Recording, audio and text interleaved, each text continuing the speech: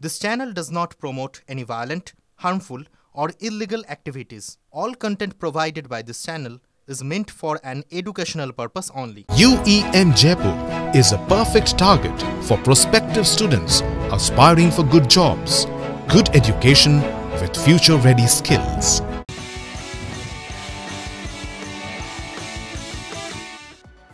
নমস্কার, দেখছেন টিভি9 বাংলা। আপনাদের সঙ্গে রয়েছি আমি তন্নিষ্ঠা। শুরু করছি 8টায় আজকের এক্সক্লুসিভ বেশ কিছু গুরুত্বপূর্ণ খবরে নজর রাখবো। তবে শুরুতেই এসআইআর ফর্ম বিলি কত হলো আপনাদেরকে জানিয়ে রাখি। বাংলায় 99.74% এনিউমারেশন ফর্ম বিলি হয়ে গেছে, আর মাত্র 2 লক্ষ মানুষের হাতে পৌঁছানো বাকি এই ফর্ম।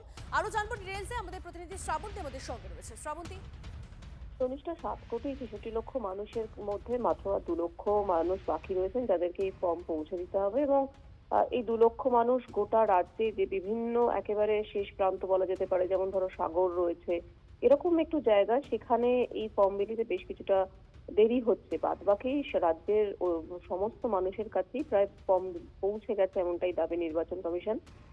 যদিও কমিশনের বক্তব্য এখন আর ফর্ম বিলি পর্যন্ত নয়, ডেটা এন্ট্রির উপরেই তারা জোর দিচ্ছেন এবং সেটা ডিজিটাইজ করার প্রক্রিয়া প্রায় 40% হয়ে গেছে। আগামী 25 তারিখের মধ্যে এটাই 100% করার দিকে এগিয়ে চলেছে নির্বাচন কমিশন এবং তারা আশা করছে যাতে আরো ভালো কাজ করা যায়। তাই জন্য আগামীকাল সমস্ত টেলিকম যে ডিপার্টমেন্ট রয়েছে তাদের সঙ্গে বৈঠকেও বসছে নির্বাচন কমিশন। এতে ডেটা এন্ট্রি যে কাজটি রয়েছে, ডিজিটাইজ প্রক্রিয়া যেটা রয়েছে, সেটা আরেকটু দ্রুততার সাথে করা সম্ভব হবে। তো নিশ্চয়। ধন্যবাদ শ্রাবন্তী।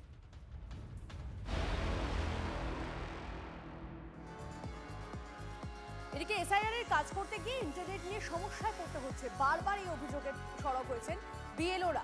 এবার সেই সমস্যা মেটাতে উদ্যোগী কমিশন। কাল টেলিকম সংস্থাগুলির সঙ্গে বৈঠকে বসছে কমিশন। ইন্টারনেট পরিষেবা কিভাবে উন্নত করা যায় তা নিয়ে আলোচনা হবে বৈঠকে। ডেটা এন্ট্রি অপারেটর নিয়োগ নিয়ে কড়া কমিশন।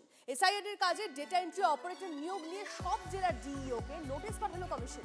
অস্থায়ী কর্মী, বাংলা সহায়তা কর্মীদের ডেটা এন্ট্রি কাজে নিয়োগ করা যাবে না, স্পষ্ট বার্তা কমিশনের। কয়েক জায়গায় এই ছবি দেখা গেছে। তাদের ডেটা এন্ট্রি কাজে নিয়োগ করলে বিডিও, ইআরও, এইআরওদের বিরুদ্ধে ব্যবস্থার হুঁশিয়ারি কমিশনের। ডাটা এন্ট্রি অপারেটর পাওয়া যাচ্ছে না, এটা তো ওনাদের আগেই বোঝা উচিত ছিল যে 2 বছরের কাজটা 2 মাসে করা সম্ভব না। এটাই তো মমতা ব্যানার্জি বলেছেন যে তুমি টাইম দিয়ে করো। 2 বছরের কাজ 2 মাস, তার মানে একটা কাজ 2 বছর করতে যত লোক লাগে 2 মাস করতে গেলে তার 20 গুণ লোক লাগে। এই বুদ্ধিটা যদি একটা সাধারণ মানুষের থাকে, এই বুদ্ধিটা নির্বাচন কমিশনারদের নেই। নির্বাচন কমিশন সিদ্ধান্ত নিয়েছে, সঠিক সিদ্ধান্ত। তারা যে কথাটা বলেছেন, নির্বাচন কমিশন সরকারকে চিঠি দিয়েছিল, নবান্নকে চিঠি দিয়েছিল যে ডেটা এন্ট্রি অপারেটর লাগবে এবং কেন্দ্রীয়ভাবে সেটা করলে ভালো হয়। কারণ আপনারা জানেন যে এর জন্য হচ্ছে এক্সপার্ট লোক দরকার। আজকে এসআইআর এর মতো একটা কাজ হচ্ছে, অত্যন্ত গুরুত্বপূর্ণ কাজ এবং সেন্সিটিভ কাজ। পুরো দায় হচ্ছে বিএলওদের উপর চলে আসছে। তাহলে সেই জায়গায় দাঁড়িয়ে আমার ব্যক্তিগতভাবে কাউকে মনে হলো আমি ডেটা এন্ট্রি অপারেটর নিয়োগ করে দিলাম। এটা এই অভিযোগটা মূলত হচ্ছে ইআরও এবং অ্যাসিস্ট্যান্ট ইআরও যারা আছেন, তার মানে পরিষ্কারভাবে বলতে গেলে বিডিও এবং এসডিও যারা আছেন তাদের বিরুদ্ধে। নিশ্চয়ই এটা সঠিক সিদ্ধান্ত, কিন্তু আমরা যেটা দাবি করছি যে অবিলম্বে ডেটা এন্ট্রি অপারেটর নিয়োগ করা হোক এবং সেটা সরকারি পৃষ্ঠপোষকতা এবং সরকারের উদ্যোগে।